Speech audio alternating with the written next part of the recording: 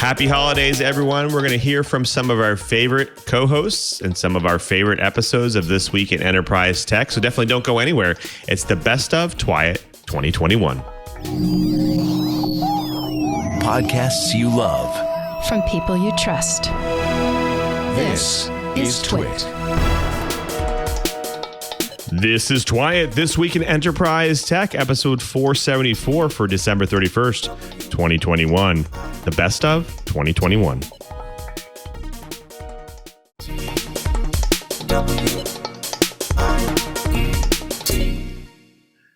Welcome to TWiT, This Week in Enterprise Tech, the show that is dedicated to you, the enterprise professional, the IT pro, and that geek who just wants to know how this world's connected. I'm your host, Lou Maresca, and it is the holiday season, and this is the best of show. That's right, the TWiT staff has put together a great list of shows and topics that we did throughout the year. Plus, you also get to hear from some of your favorite hosts as well. So without further ado, let's jump right in. And we talk about the first episode on the list, 438, where we talked about how hospitals are actually doing reverse SEO and hiding prices from search engines. Now, it's a common business technique sometimes for businesses to hide information from their customers, right? Well, sometimes they actually hide it from search engines as well. And a lot of companies like Comcast are actually notorious for doing this. Well, hospitals used to be part of the camp as well until federal rules requires them to make a change here. However, hospitals that have published their previously confidential prices to comply with the new federal law have also blocked that information from web searches. They did this by particularly coding an embedded code on their site. Now, you may be wondering, why are they doing that? Well, the code actually keeps pages from appearing in searches such as those related to hospital names and prices. Now, the prices are often accessible in other ways, such as through clicks or links in the page and going through multiple layers in the site. Now, the Wall Street Journal examined more than 3,100 hospital websites, finding that hundreds of them use the code that actually hides their price lists from Google and other search engines. And that's not to say that there's also information that was disappeared from the web ultimately, like not even showing up anywhere. It could show up other places if there's some screen scrapers or some other data pullers, but users could still eventually find it by clicking on other multiple pages within that site. Now, the investigation found that some of the regional hospital systems use this code on their websites, as did some of the biggest U.S. like HCA Healthcare and NYU Langone Health as well. Now, I want to bring my co-host in because this is an interesting topic. Obviously, a lot of organizations, they put out proprietary data about themselves, whether it's the features that they offer, the pricings that they offer, the data, the devices and services they offer, and they want that to stay on their site. I want to throw it to you first, Curtis. So what do you think? Is something that you think it's nefarious, or do you think it's they're trying to do it in a way to help their customers? Well, I do think it's nefarious. I don't think it's intended to help their customers at all. There are a lot of healthcare organizations who really depend on no one thinking about the cost until after services have been rendered, which,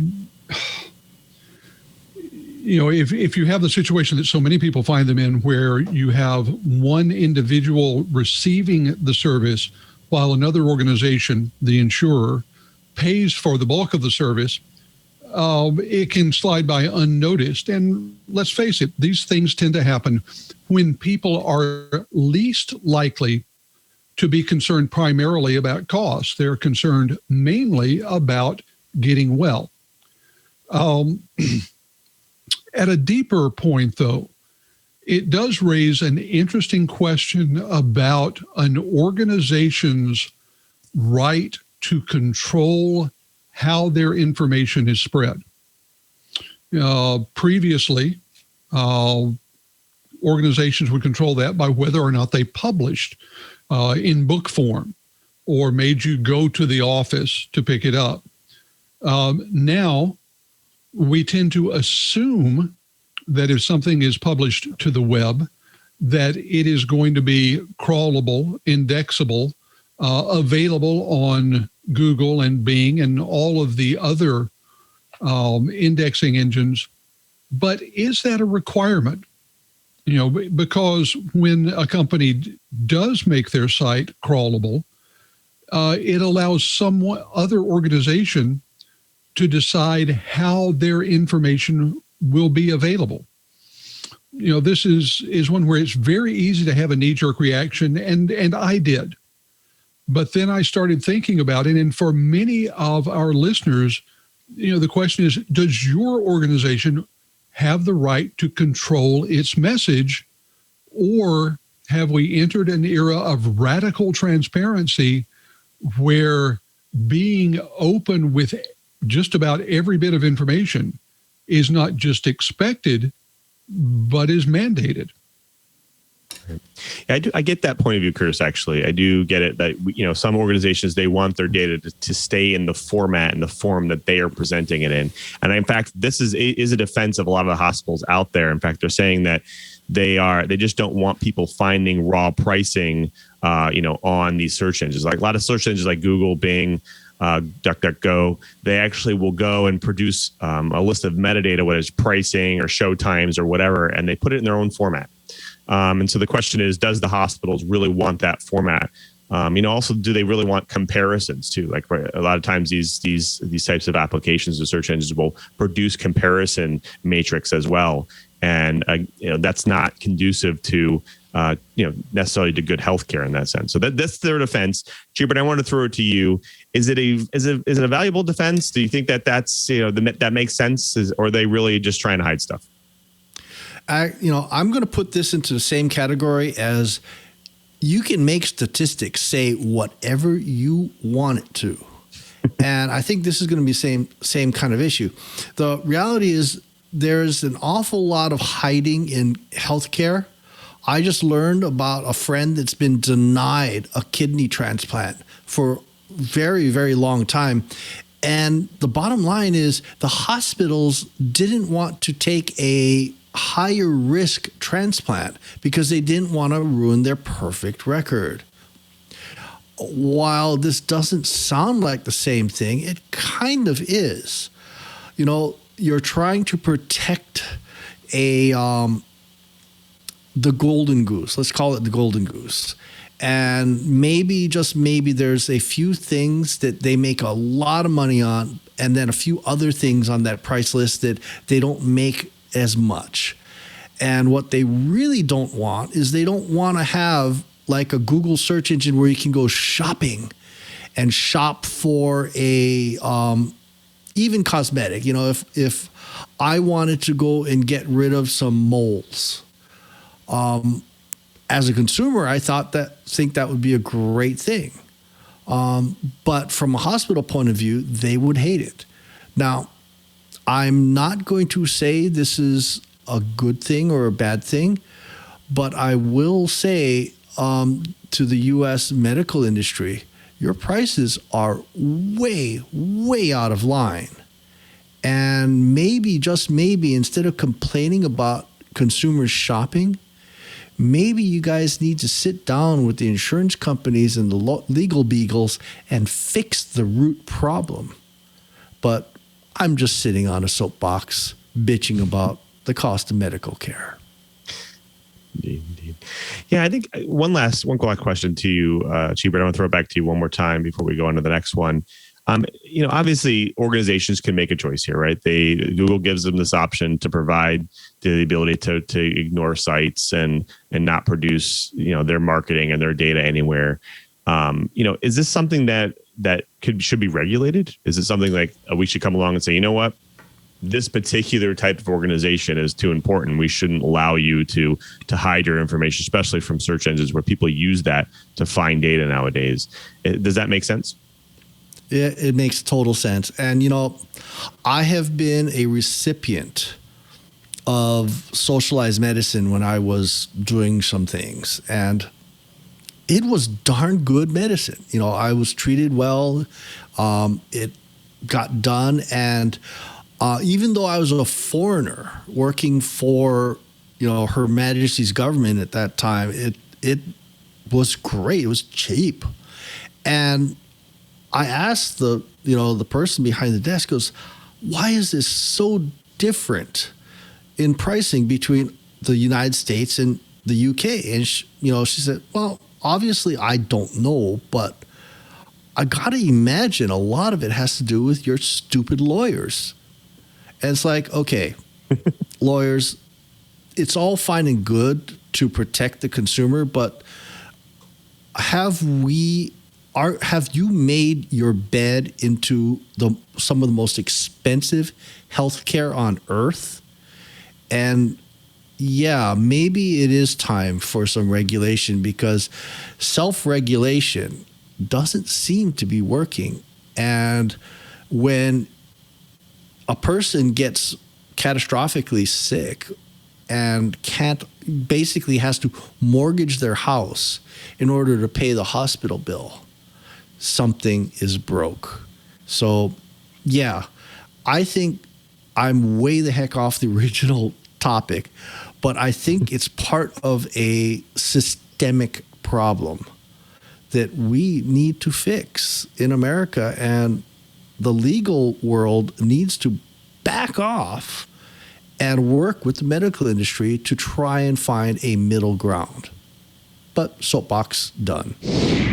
Now, hacking activity in the Gaza Strip and West Bank has ramped up in recent years as rival Palestinian political parties spar with each other. And the Israeli-Palestinian conflict continues, and Palestinian hackers increasingly establish themselves on the global stage. Now, Facebook has uncovered 2 digital espionage campaigns out of Palestine, active in 2019 and 2020. Now, that actually exploited a range of devices and platforms, including unique spyware that targeted iOS. Now, the researchers link one set of attackers to Palestine's Preventative Security Service, an intelligence group under the West Bank's Fatah ruling party. Now, in this campaign, the group primarily targeted the Palestinian territories in Syria, with some additional activity in Turkey, Iraq, Lebanon, and Libya. Now, the hackers seemed largely focused on attacking human rights and anti-Fatah activists, journalists, and entities like the Iraqi military and Syrian oppositions. Now, the other group, the longtime actor Arid Viper, associated with Hamas, focused on targets within Palestine like Fatah, political party members, government officials, security forces, and students. Interesting. Now, Viper established an expansive attack infrastructure for its campaigns, including hundreds of websites that launched phishing attacks, hosted iOS and Android malware, or functioned as command and control servers for the malware. Now, the group used both off-the-shelf malware and its own Android spyware masquerading as a secure chat app to target victims. Now, the chat app collected call logs, location, contact information, SMS messages, and device metadata. It also sometimes included a keylogger.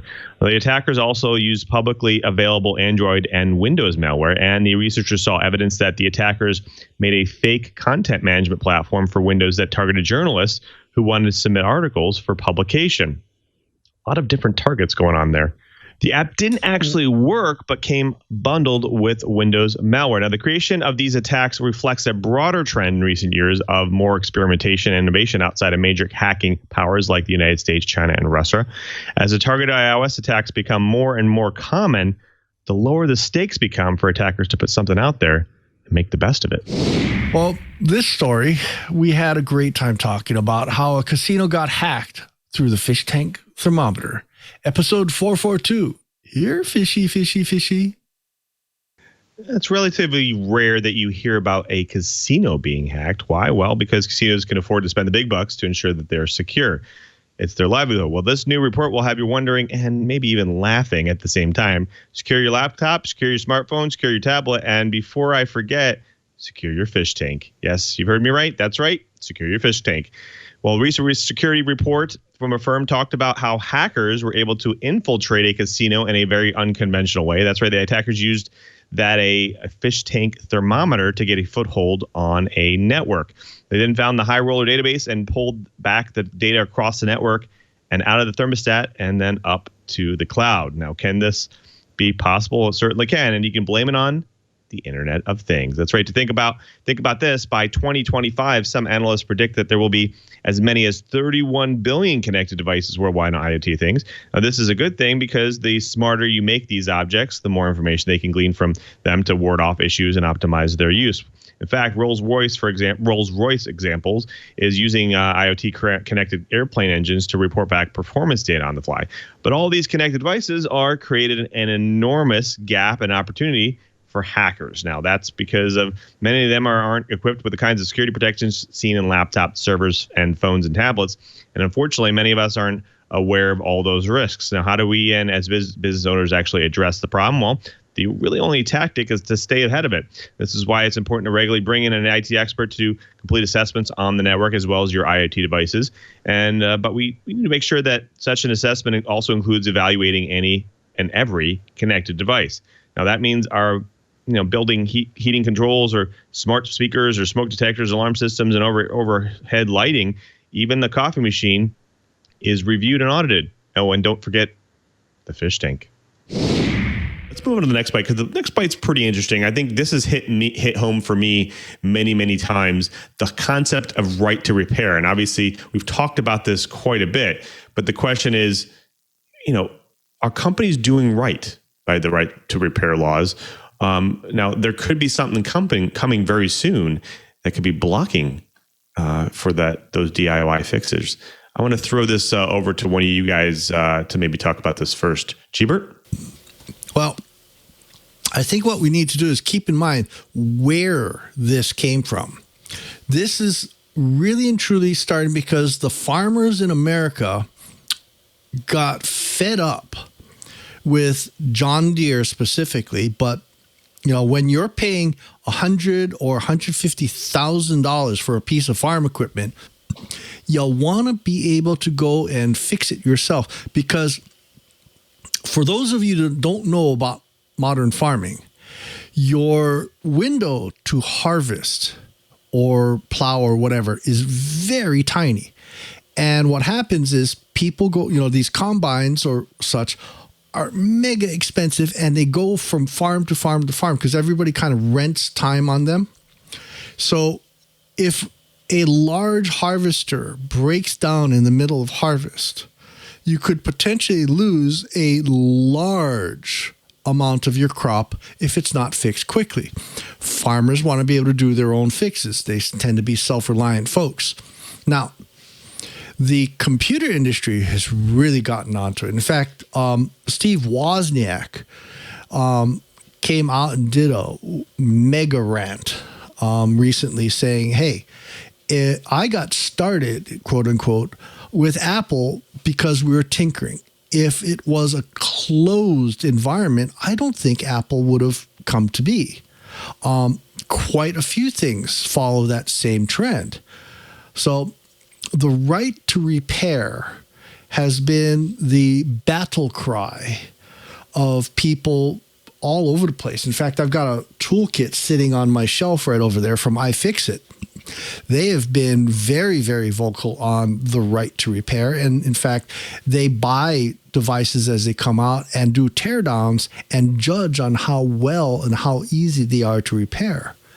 So this is going to be yet another super, super polarizing topic that I'm sure is going to be really interesting to watch.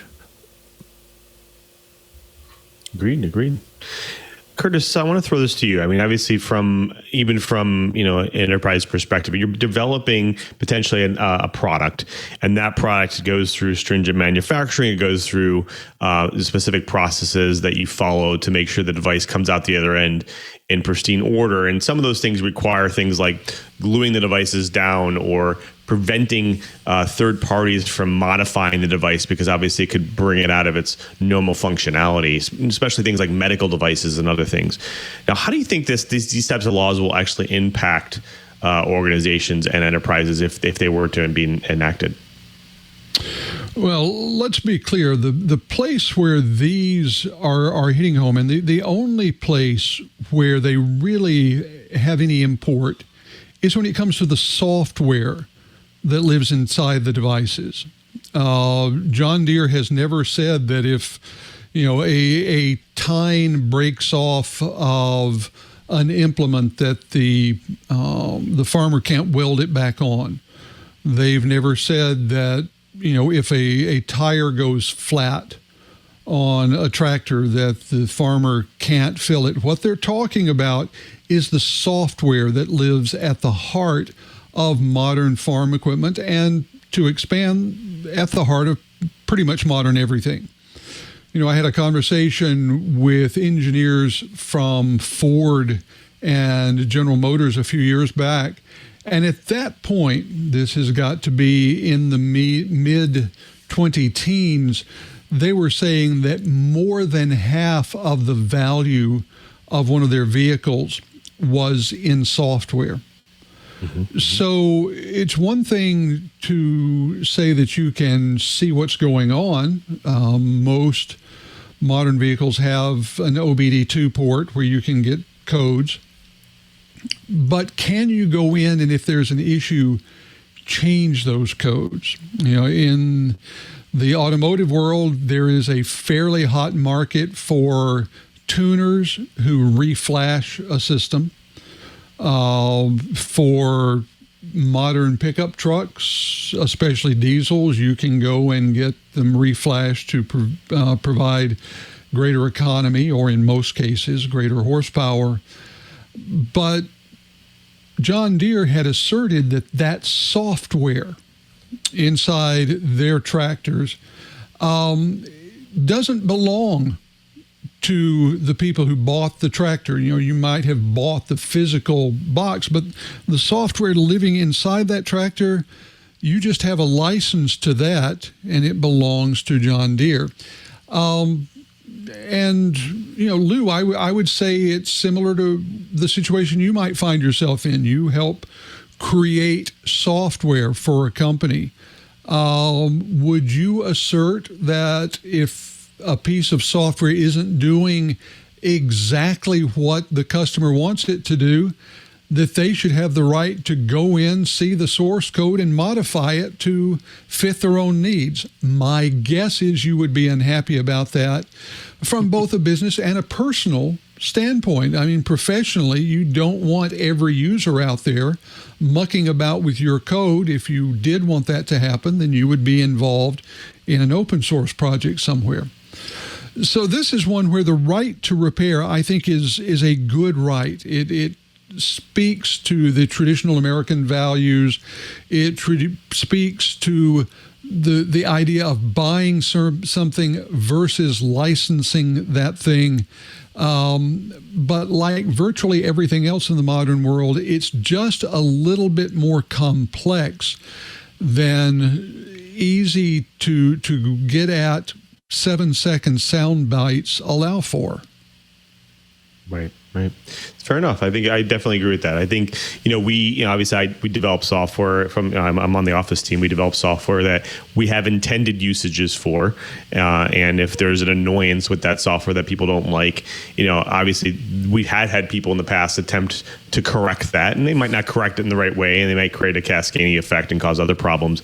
And, and then that creates a problem for the manufacturer, the developer, let's say John Deere or whatnot, because then somebody's going to want service for things to go better. And again, are they breaking their end user licenses, or are we have to go down the whole law road of, is this software really the original that we gave them, so that we can go and provide a patch or a fix for? So it does create a lot of complex combinatory matrices of issues.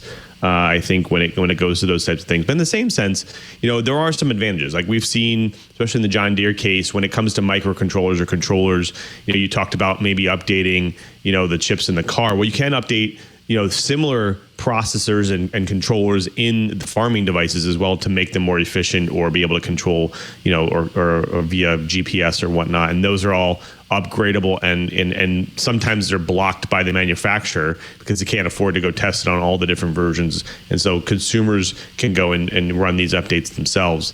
But again, I definitely see both sides of these things. And the last thing is actually Tesla. I mean, Tesla is one of those things that have been pretty open about the fact that they don't want their devices, their cars, and their vehicles to be cracked open and software being modified. Although people are doing it, you see it all over the web. They want it to be kind of a closed door scenario that's delivered remotely, that's housed and secure, and that's only updated by them. So I think it's interesting times. I think that it really depends on the scenario, but I do agree. There's kind of two ways of the story. Oh, speaking of Tesla, oh my. U.S. government regulators are opening an investigation into Tesla's Autopilot system after cars using the feature crashed into stopped emergency vehicles. The National Highway Transportation Safety Administration announced the investigation today, and it encompasses 765,000 Teslas sold in the U.S., a significant fraction of all the company's sales in the country. The agency says the probe will cover 11 crashes since 2018. The crashes caused 17 injuries and 1 death. The NHTSA is looking at Tesla's entire lineup, including the models S, X, 3, and Y from model years 2014 to 2021. It's investigating both Autopilot and traffic-aware cruise control, a subset of Autopilot that does not steer the vehicle, but allows it to match traffic speeds. In each of the 11 crashes, Teslas have hit first responders' vehicles that have been parked and marked with flashing lights, flares, illuminated arrow boards, or road cones. So I, for one, would love to see self-driving vehicles someday. But such reports make me wonder if perhaps this was rushed into production and should have had a lot more testing before being made public. Now, in this next story on episode 459, we talked a lot about supply chain attacks, and this has been the year of those. And we're going to get into a little bit what's going on and how organizations can protect themselves. Now, from a hacker perspective, supply chain attacks seem to be pretty much a no-brainer, right? Whether organizations are open source, developing in public in their repos, or using components and libraries that are open source, they are all susceptible to simple supply chain attacks. However, think about using components from a reputable organization maybe that could have been compromised, right? Think about that. You're paying them for their capabilities, their components, software, or libraries that provides, but deep down in the source code and the binary, they've delivered a sleeper Easter egg that just might shut you down one day. Well, Epic software supply chain attacks over the past year, including the high-profile breaches of SolarWinds, Microsoft Exchange Server, Kaseya, Code Cove, might just be only the beginning here. That's right. At a recent talk at Black Hat, Matt Tate, Chief Operating Officer of Corellium, called for software platform vendors and security researchers to do their part to start preventing the fallout of software supply chain compromises. He warned there will be more. That's right. And they could wreak more extensive and widespread damage to even more organizations if the attackers hit larger targets with massive customer bases, such as the recent theft of source code from gaming giant EA Games. A quote from him says, "When a nation state or cybercrime organization makes that leap and infiltrates more victims, it will no longer be a sustainable solution or situation." He also outlined some of the themes he was seeing in some of the major supply chain attacks that were out there this past year, or several years, in fact. Now, think about some of these. The intrusions cause really big physical real-world challenges, such as the temporary interruption in gasoline disruption after Colonial Pipeline's ransomware attack, and many were driven by supply chain compromises. Number two, several were about stolen 0 days. Think about that. And over the last year, number three, a major increase in the number of 0-day exploits are out there. Now, one thing he did point out, as bug bounties are at their high and we're having more researchers finding 0 days, they are highly impacted, that are actually highly impactful. They are the targets as well. Now, one of the big issues and the nature of supply chain is that they produce network effects with hard to predict second and third and even end order effects. Question is, what's the fix? Tate said that the only way to maximize or minimize these supply chain attacks is for software platform vendors to, quote, fix the underlying technology. Good question here. I think so. I want to bring my co-host back in because the question is it really the vendor's job to constantly be fixing these things? Obviously, they're going to continue to fix security vulnerabilities, but there's always older software, older services that might, they might have upgraded, moved to a different platform or moved on to a different product that they might not be able to maintain over time, but organizations want to continue using them. So the question is it really the job, or is it really the only solution for vendors to fix this problem? I want to throw this to Curtis first because he's knee deep in enterprise. Is this what the enterprise organizations out there are looking for? Are they looking for the platform vendors to fix this, or is there another way? Well, here's the problem. when you say supply chain, that covers a lot of territory, ranging from the pieces of stuff that go into the things you make to the bits and pieces of software that you use to build your applications. Now, in the IT industry, most of the time, we're going to be talking about software. So let's think about that for a moment. We all know that most applications today are really more constructed than written. You pull bits and pieces from various open source projects, from libraries that you might buy, and you put them together with your own glue code, and out pops an application. So the question is, how much are your suppliers responsible for making sure that they're delivering top quality, error-free, bug-free, vulnerability-free code? That's the real answer. And the answer is no one knows.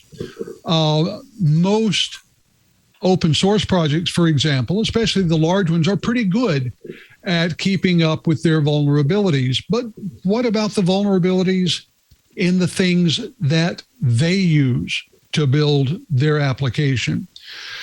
What we're finding is that chasing down dependencies becomes a 3, 4, 5 in layer problem. And it's down there when you get into the 6th, 7th, and 8th layers that you find these subtle vulnerabilities, often in projects that have a single maintainer and a small group of people contributing, that create the 0 days that ultimately make the headlines. So the response is, the responsibility is ultimately on you and your organization to make sure that everything you are using works. Now, that means doing everything from static code analysis to sophisticated error checking. It's a pain. It's expensive. But in most cases, it's going to be much less expensive than cleaning up after all of your employee records have been released to the dark web. So it's a tough problem, and it's going to be a continuing problem as long as we make software the way we're making it today. And to be brutally honest, I don't see that model changing anytime soon. Right. Cheeber, what do you think? This is not the first rodeo for supply chain attacks, right? Oh, no. Supply chain attacks go all the way back to the days of Captain Crunch and phone phreaking. You know, one of the demonstrations that Captain Crunch did was he actually used the Captain Crunch whistle and a payphone sitting in the middle of Times Square, and he actually ordered a spool of cable from Ma Bell to be delivered at the corner that he was standing on. So the attacks happened. Now, keep in mind, back in the day of mainframes and minis, you had a single vendor writing everything, and the libraries and so forth that were used were actually very, very thoroughly vetted. So unless we go back to that model, there's going to be a lot of things that can happen. And like Curt's saying, there's a lot of moving parts, 5, 6, 7, 9, 10, 11 layers of dependencies. And unless we go back to something like mainframes, there's a lot of things that need to get fixed. And so one of the things that I want to bring up is, we're going to have to do something. There are software vendors that go and vet the entire dependency chain. They are very rare.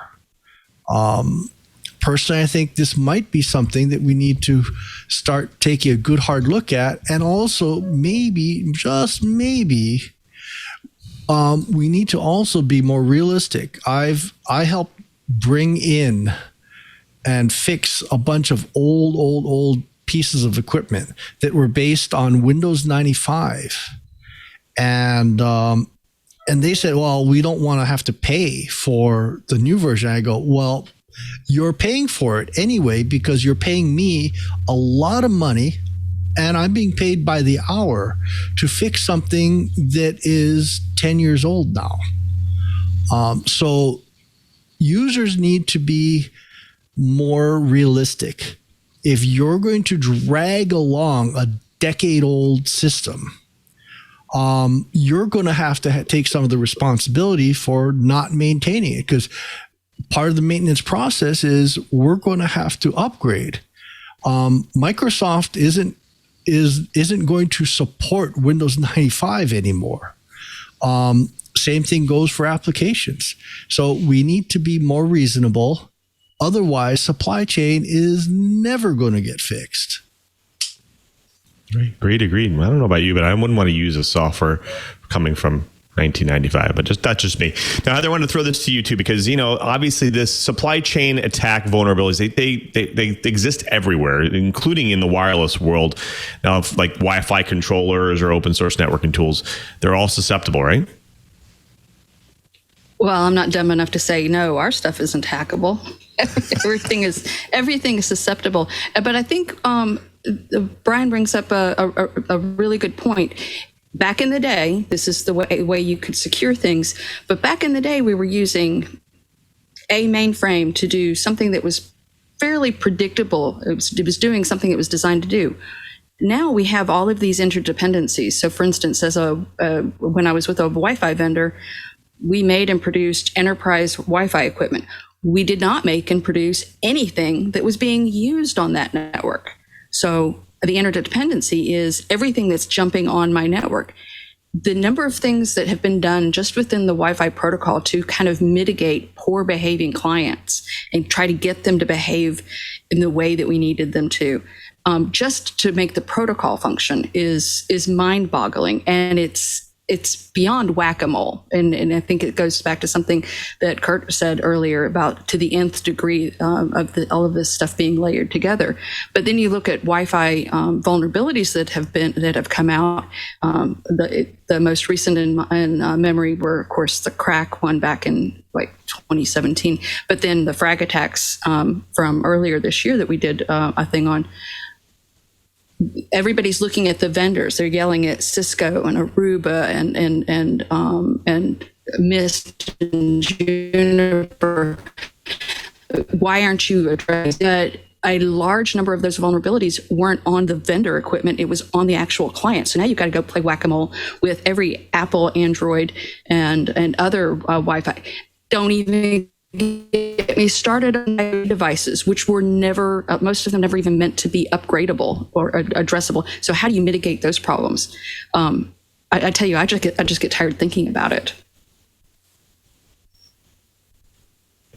I agree. I think that there's a challenge here. I mean, you bring up a good point, interdependency. Now, Curtis, I'm going to throw this back to you for the last thought, and then we got to move to our roundtable because we got a lot of great topics there. Obviously, interdependencies are a challenge here, and you have large software packages like, for instance, VMware Sphere or large software application platforms that are actually using some of these these networking tools or these open source tools that are susceptible to things like supply chain hacks. Question is, these application platforms, are they going to have to go and start putting in fixes for potential third-party tooling like that? Or are they going to look to the third-party vendors to make this problem go away? Where does it end? What do organizations to do here? Well, when you have a situation like that, you have three options for securing it. Option one is for the end user organization to get some sort of tech fix, some sort of piece of software that will layer security on top of whatever vulnerable software they're running. Step two is for the vendor who is selling directly to that end user organization, in your case, VMware, the instance you gave, for them to provide software within their framework that will shield the user organizations from the vulnerabilities that they know exist. And the third option is for the original authors of the vulnerable software, which is often an open source project, to take care of the vulnerabilities. Now, depending upon exactly which software we're talking about, these come in varying levels of certainty. Ultimately, it's the responsibility of you and your users to make sure that whatever you're operating within your organization is secure. So if you can't be 100% certain that the applications and the frameworks and the platforms and everything else have patches out for every known vulnerability, then you've got to go and find a third-party solution for protecting against the vulnerabilities. At the same time, you've got to put pressure on the vendor who is selling you the system, and it's up to them to make the decision either to put pressure on those open source projects or the commercial libraries if they're using them, or to find alternatives. I mean, this all goes down the stream in the supply chain, and there's no single answer. If you're in IT security for the end user organization, though, you better believe that from the executive board's perspective, the buck stops with you. Now, we've talked about HTTPS quite a bit in the past. It's becoming more prevalent due to browsers starting to bring that protocol to make it be default for all public sites. Well, last week, the Electronic Foundation, or Frontier Foundation, announced that it will deprecate its HTTPS Everywhere browser plugin in 2022. Now, you probably had that installed. I know I had. Now, the EFF originally launched that plugin that automatically upgrades the HTTP connections to HTTPS in 2010 as a stopgap measure for a world that was still getting accustomed to the idea of encrypting all of its web browser traffic. Now, when the new plugin was new, the majority of the internet was still served up by plain text vulnerabilities, and obviously that making it more vulnerable to both snooping and manipulating by an entity that could actually place itself between a web browser user and a web server that communicated with it. A lot of man-in-the-middle attacks there. Now, even banking websites frequently offered unencrypted connections, which is actually fairly scary. Now, thankfully, the web encryption landscape has changed dramatically in the last 11 years since then. Now, we can get some idea of just how the protocol has come by looking at HTTPS Archive's State of Web report. In fact, in 2016, 6 years after that plugin was out there, the HTTPS Archive recorded encrypted connections for fewer than one site in every 4 encrawled. That's pretty good. Actually, pretty good increase there. Now, in the 5 years since then, the number has actually skyrocketed. As of July, the archive crawls 9 of every 10 sites with HTTPS. Now, although the increase was organic and HTTPS was starting to be adopted, it actually was influenced by this plugin for sure. But more importantly, automated upgrades from HTTP to HTTPS is now available natively in all 4 major consumer browsers, including the new Edge that's out there for Microsoft, Apple Safari, Google Chrome, and of course, Mozilla's Firefox as well. Unfortunately, Safari is still the only mainstream browser to force HTTPS traffic by default, which has likely informed the EFS decision to retire its HTTPS Everywhere. Now, Firefox and Chrome offer a native HTTPS mode, which must be user enabled, and Edge actually offers an experimental mode that you can enable as well. If you'd like to enable this particular functionality, go choose your browser, find that particular step, and go and enable it today. I definitely do, and I actually enable it on all my browsers. So definitely go do that, especially for your mobile devices as well. Now, Brian, I want to bring you in here because, obviously we've talked about this before. I feel like this is a great step forward. I like how a lot of the browsers are starting to enforce this, but this is not the only security risk, right? I mean, this is obviously just the tip of the iceberg. We've talked a lot about some other ones that are out there that organizations should be paying attention to as well. What other things should organizations be doing outside this? Well, I'm going to beat the IoT band again because there's a real big problem. If your browser supports it, great, but the back end needs to be there too, right? So unfortunately, a lot of IoT devices are based on absolutely ancient versions of Apache, and that needs to change. But I'll tell you, the EFF has done an amazing job of moving the pointer towards getting things secured. Now, we really need to have things like secure DNS. In fact, that reminds me, I really need to go and schedule Cricket Lou back onto the show so we can go and dive deep into some of the issues in secure DNS, and maybe we can get some interesting insight. But we need to do things. One of the things that I keep telling people a lot is HTTPS is a truly wonderful technology. We don't have, this isn't, say 10 years ago, where your CPUs didn't have enough horsepower. So running encryption meant you had to have a special network interface card and able to handle the encryption. That's just not the case anymore. So there's no excuse. Everything should be running HTTPS. We should not be running unencrypted anything. And I tell people one little story. There's a story that I heard about the French resistance during World War II. And even though there were messages that they would need to send between, groups of resistance fighters that didn't need to be in the clear, didn't need to be encrypted, or didn't need to be, codified, they sent everything. Same thing with the U.S. Army and so forth. And the reason why is if you suddenly don't encrypt something, it becomes very easy to find out what's valuable and what's not. And that's kind of the attitude I heard when I was talking to some of the EFF people. Encrypt everything. It just makes sense. We have the hardware to do it. We really ought to be. So, end soapbox. Yeah. It's interesting that you brought that up, actually, because I do know a lot of individuals. I've talked to a lot of organizations out there, and a lot of them still feel like that. Like if they enable HTTPS, it could cause performance degradation in their network and in their endpoints and their servers and stuff. I find it interesting that they haven't done the research to find out that was the old style of way encryption used to work, and nowadays things are a lot easier. And the new process means you only have to enforce it once, decrypt it once, and away you go.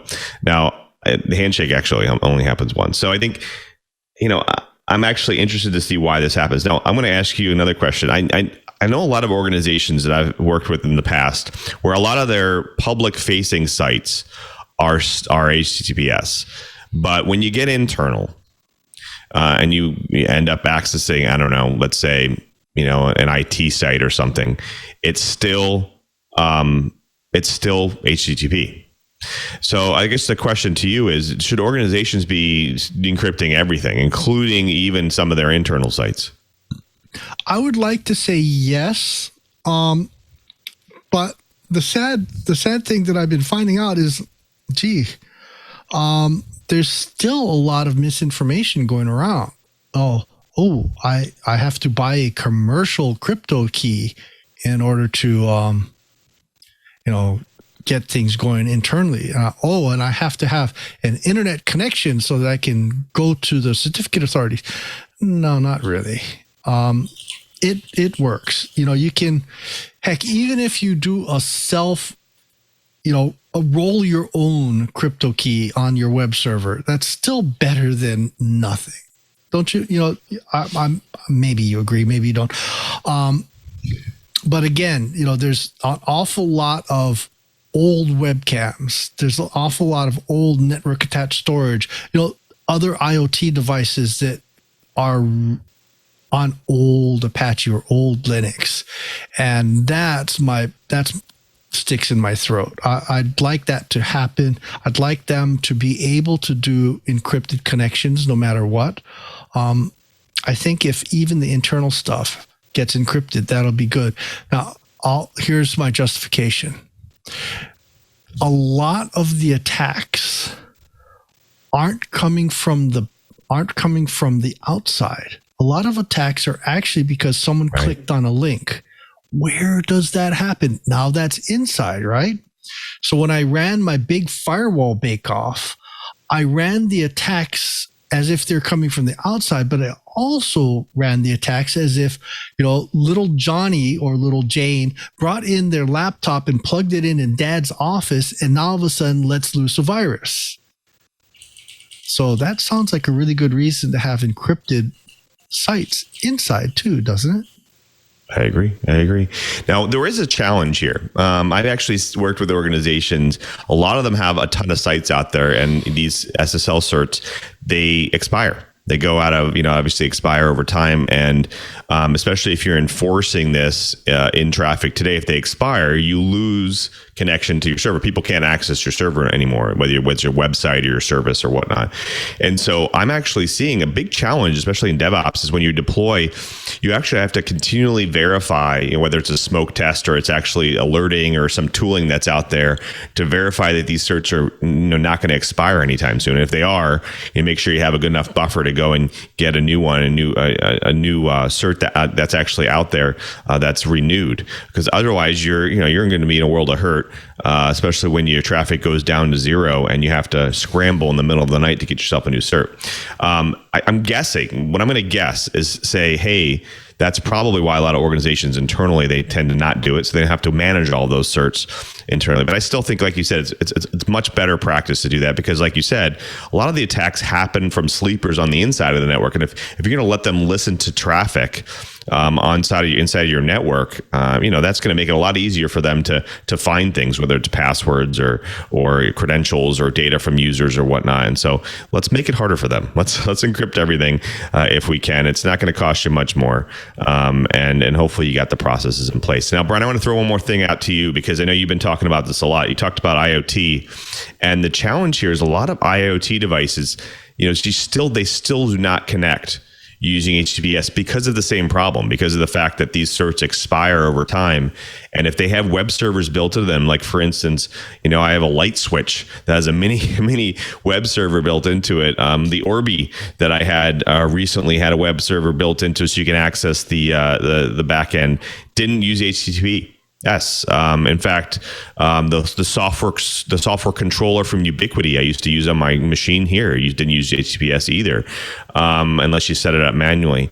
So there's a lot of reasons why we should be moving forward. But do you think that we should be forcing things like IoT and other devices to do this going forward?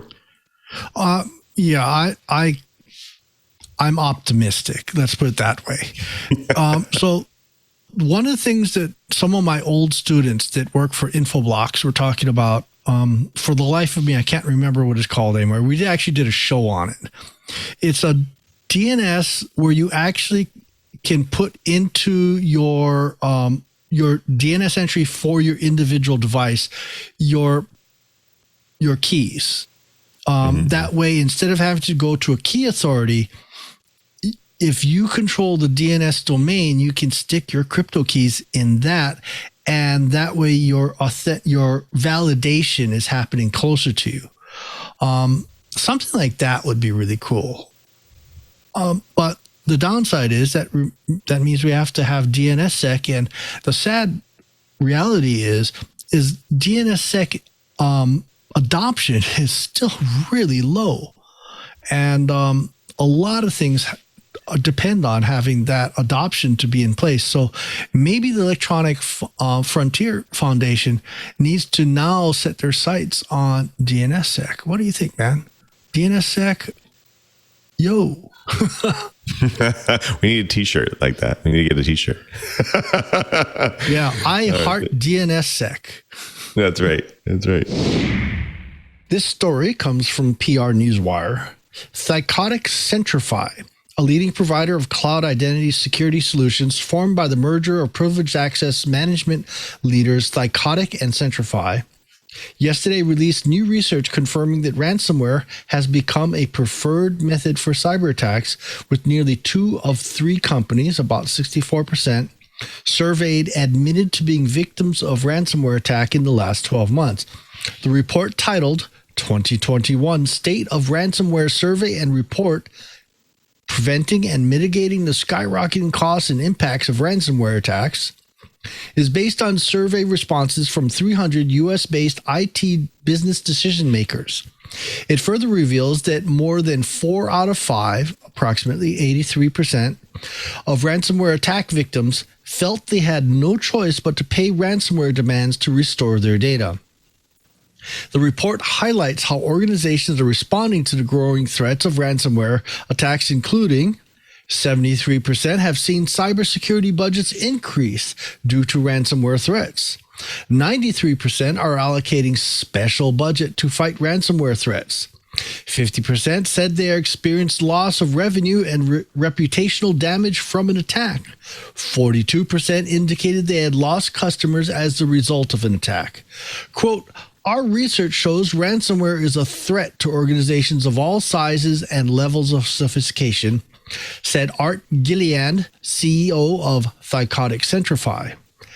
Continuing the quote, "The first line of defense should be solutions that secure privileged access, including multi-factor authentication and other methods of enforcing zero trust to keep would-be cyber criminals contained and limit the damage they can inflict," unquote. The report features 3 main takeaways with recommendations and resources to help mitigate damage from an attack. With so many organizations victimized by ransomware attacks, it is more important than ever that organizations prioritize creating an incident response plan to avoid being added to the growing list that have paid the ransom demand. While increasing cybersecurity budgets for network and cloud security solutions, organizations must also understand and prioritize the requirements for preventing exploit escalation with PAM security that enforces least privileged access. Preventing ransomware attacks by practicing basic cybersecurity hygiene, such as regular backups, timely patching, MFA, and password protection, is essential. However, PAM policies that make least privileged access a priority enable security teams to identify the attack entry point, understand what's happening, help remediate, and ultimately protect restored data. Well, will 2022 show a downward trend with federal agencies now treating ransomware like terrorism, or will it just be rhetoric? My soapbox is about stronger authentication systems, user education starting at the time any computer education actually happens in schools, and stop rewarding hackers with jobs if they're caught. You know, my day job is as a senior analyst in the cybersecurity practice at Omdia. So I was thrilled to be able to talk about the way that enterprise cybersecurity strategies are getting more attention. It's easy to get wrapped up in the tech, but if you don't have the strategy, you've got nothing. That was in episode 467, and here's the take. A new report is actually showing organizations just might be taking that security challenge seriously. The question is, do they know where to focus? Do they know where to start? How seriously are they taking it? Curtis? Thanks, Lou. Well, you know, in physical defense, when you look at militaries, there's a great saying that we're always preparing to fight the last war. And in many cases, that's true in cybersecurity as well. We're always putting all of our effort into preparing to stop the last breach, the last attack, the last successful intrusion. So how do we make sure that we're not constantly behind the ball? Well, that's something that a lot of CISOs have been thinking about, and we're starting to see some attention being paid to how to solve the problem. We've had some very high-profile attacks in the last 18 months, everything from Colonial Pipeline to the recent Kaseya and Sinclair television stations. And they are being successful at helping boards and executives be more supportive of spending more money ahead of a successful attack. Over at Dark Reading, they did a survey called the 2021 Strategic Security Survey, and that showed that companies are substantially increasing the size of their security organization and security budget. Now, that's good news. The bad news, that the leaders are still having some trouble figuring out where to invest for the most impact. Over in that survey, 70% of the respondents agreed or strongly agreed that the attacks on the Colonial Pipeline and the meatpacking company JBS significantly increased their organization's concern about ransomware. That's wonderful. But about the same percentage said that the cybersecurity staff is already stretched too thin, which can result in burnout, which can result in increasing the risk to data. So what do they really need to do? One of the big things that companies are doing is paying more attention to risk.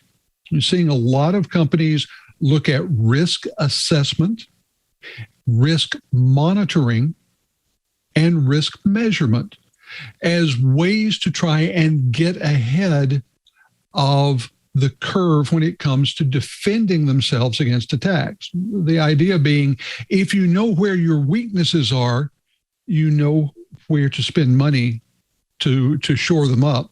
Now, this look at risk and the emphasis on risk is something that's being encouraged by organizations outside of the enterprises themselves. And most of those organizations come in one of two flavors. They're either regulatory auditing organizations, which look at how well you're complying with regulations, or, and this is even more important, they're insurance companies. The companies that have to set rates for cybersecurity insurance are trying to make sure that the companies they insure have lowered their risk as much as possible. To do that, it requires getting ahead of where the attackers are. I want to ask my co-hosts about this because it really deals with a lot of different areas. Brian, I know that in your work, you looked at a lot of different risks. Did you have trouble convincing the people in management and executive positions that they should invest money before they were compromised?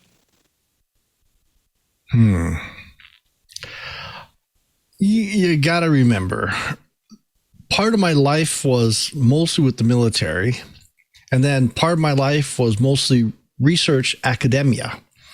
Can we say radically different environments? So let's answer it two ways. The military side, getting people to pre-invest, as long as you can plan on it so that you're not asking for the money in the same fiscal year, you didn't have to convince the higher ups too often or too hard to get them to migrate towards a more secure solution, because they knew they were fighting a losing battle anyway.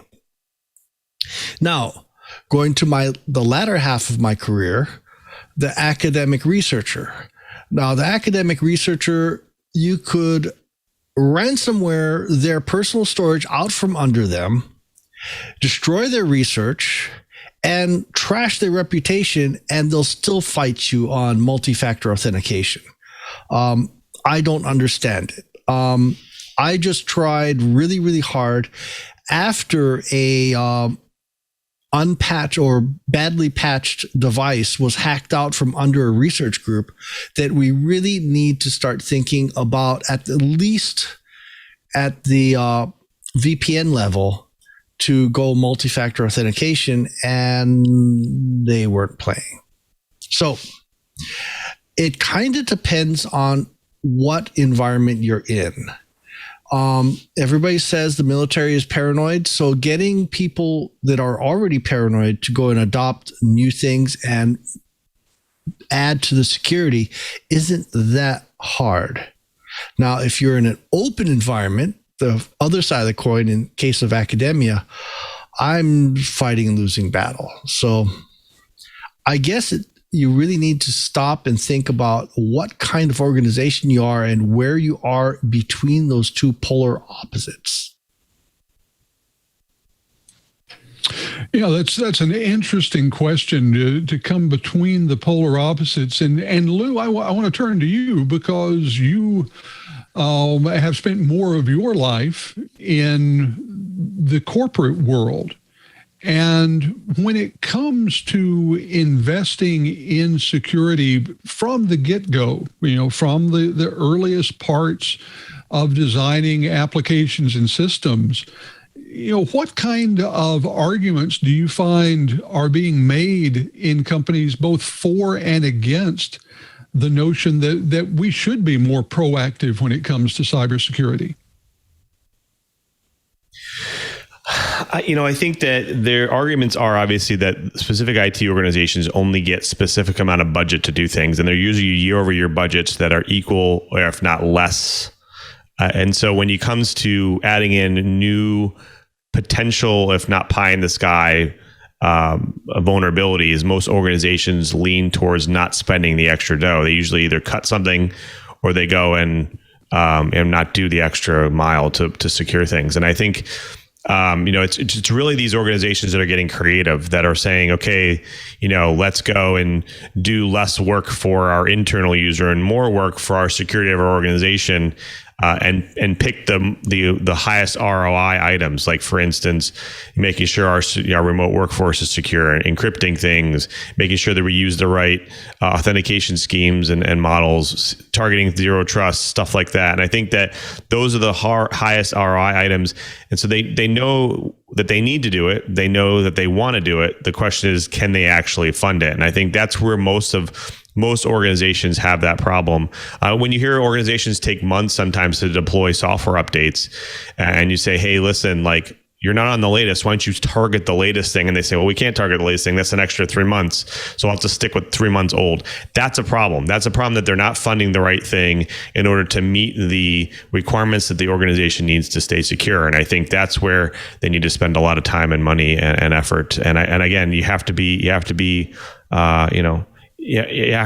crafty in order to do that sometimes. You really do. And I think this is really where the idea of assessing risk comes in and is valuable, because it does help identify some of, as Lou has pointed out, the low-hanging fruit, where the ROI is optimized. Now, the good news is that we're seeing more and more frameworks, tools, and processes for assessing risk. And one of the critical parts of assessing risk is actually being able to turn it into dollar amounts, because once you do that, you really are talking the language of the boardroom. The bad news is that there so far is no consistent way to express the risk. I have looked at a number of different products over the past few months, each of which does a credible job at helping to establish and monitor risk. Each one has some sort of scorecard. Your risk is now 84 on a scale of 0 to 100, or it's 7.5 on a scale of 1 to 10. Pick your favorite metric.